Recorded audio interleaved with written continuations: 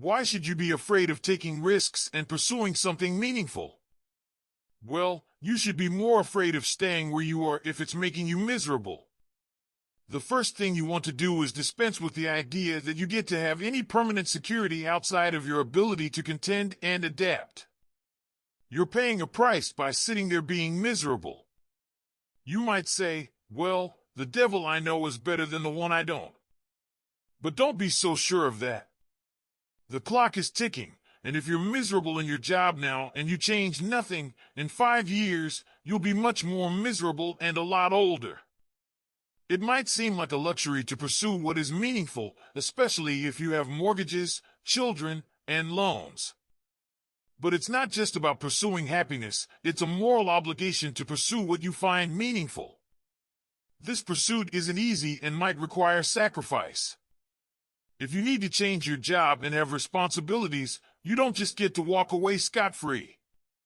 You might have to look for another job, educate yourself more, update your resume, overcome your fear of being interviewed, or sharpen your social skills. You have to think about these things strategically. If you're going to switch careers, you have to do it like an intelligent, responsible person, and that might take a couple of years of effort. When you pursue something meaningful, it's more important to have an ethos or an ethic rather than just a vocation. Imagine taking care of yourself like you were someone you cared for. Then figure out what you would need and want. What kind of friends would you have? What would your family relationships look like? How would you conduct yourself with your children? How would you educate yourself? Think through how your life could be properly arranged if you had that ability.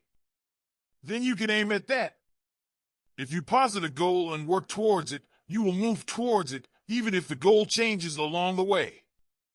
I've seen this in my clinical and consulting practice. Set a goal, develop a vision, work towards it, and things inevitably get better for people. It's not a luxury, it's difficult, but it's a moral responsibility. The pursuit isn't for happiness, it's about meaning. When you have a particularly good day at work, you lose your sense of time because you're engaged. That's a sign of meaningful work. You don't want to be in a place that's stultifying with no challenge. Security without challenge can eat away at your soul. We're built to take on maximal loads because that's what strengthens us. Life is extraordinarily difficult, and you need to be strong to handle it. The evil forces in the world are always working against the structure of society, and you have to be awake and sharp to stop that from happening.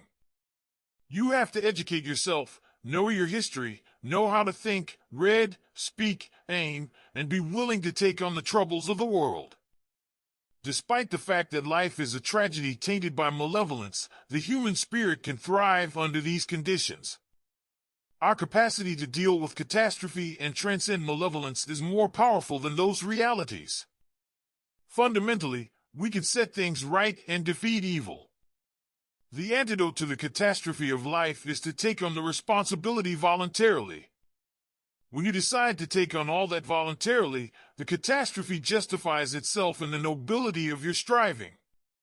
That's what it means to be an individual.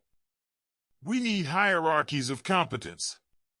Not everyone can be a neurosurgeon, but that doesn't mean there isn't something you could be great at. There are many hierarchies to attempt to climb. If you fail in one, try another. But always aim for the top. What are you going to do if you don't aim for the top? Just flap about uselessly and whine about your life? That's not helpful. We need competent people in every field.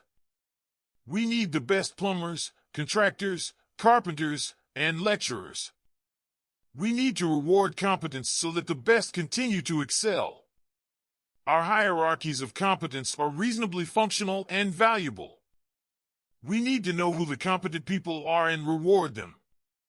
Intelligence and conscientiousness are the best predictors of lifetime success. The system works reasonably well.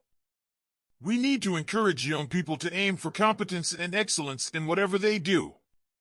You can make a lot of money and have a reliable, honorable, productive way of making a living as a tradesperson if you are good at it. We need to encourage young people to discipline themselves, tell the truth, concentrate on something for a year or two, and aim to be the best at whatever they do. This might make life worth living. That's what education should be about. It's about making something of yourself, standing up for yourself, and being a light in the world. Young people are hungry for this message. They need to hear that they can get their act together, discipline themselves, learn to tell the truth, and strive to make a difference. This isn't just about making life bearable, it's about making life worth living. Go out there and make something of yourself. Be an honest person, work hard, and get to the top of whatever you want to achieve. Be a light in the world instead of a blight. So, what are your goals and aspirations? What do you want to achieve in life? Leave a comment and let us know how you plan to make a difference.